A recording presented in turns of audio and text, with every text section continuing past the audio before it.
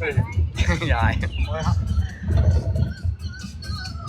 真係又可憐啊，又係嚇，係咪嗰啲屋舍問題咧？你話啦嚇，冇啦，咁閪邪㗎，真係嚇，係啊。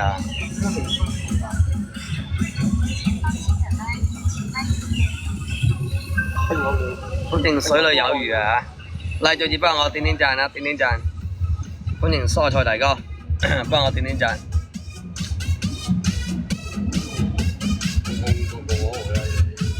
分享下直播度，所以咧我琴日咧已經係提前發咗個視頻話今日上嚟呢度睇下。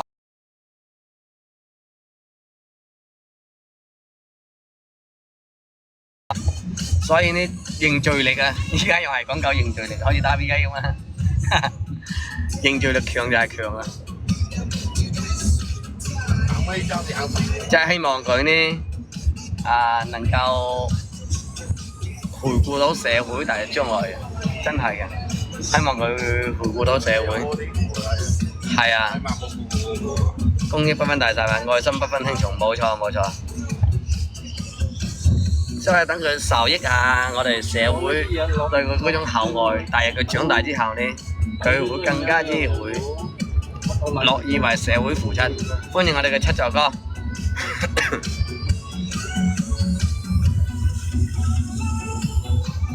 琴日有個佛山嘅瓷磚老闆啊，直接贊助咗1000蚊，真係去到四會嗰時，真係呢個老闆又係好大愛。佢問我今日幾點到，我發咗定位俾佢，呢佢話睇下有冇時間先。嚇？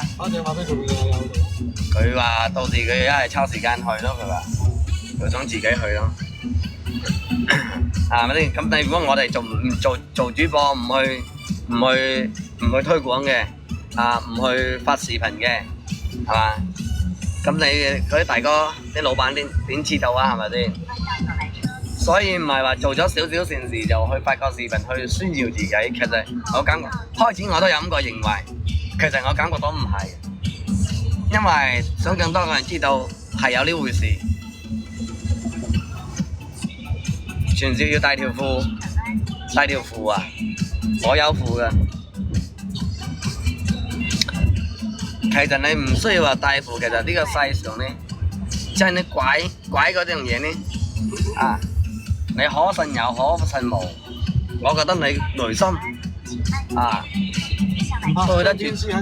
對得住天地良心，我覺得呢就係變咗你就係張天師百毒不侵，真係嘅。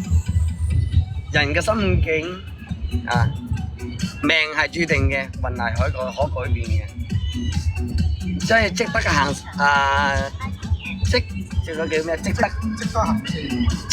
善呢，可能帶來你嘅自己有一種個好處，或者係益年長壽，或者對你下一代都係比較好嘅，唔係話使帶負嘅。你做好咗，做咗公益全部會歸於後代。係啊。一樣嘅，咩叫有捨有得嗱？輝子哥講到啦，輝哥嗰啲我估計又係10億飛錢啲老闆嚟嘅人，真係。點解咁多老細中意去捐錢捐款咧？係嘛？因為佢係受到社會嘅恩惠，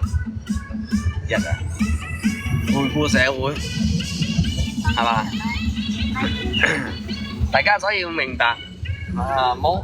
冇話成日話幾窮，你要先問下自己即係點去窮，點揾唔到錢，就明白啦。雖然直播間又有大老細喺度亦有比較困難啲人又係喺度係咪先？積德行善係我哋中華民族5000年歷史傳落來嘅。歡迎我哋嘅黑粉哥，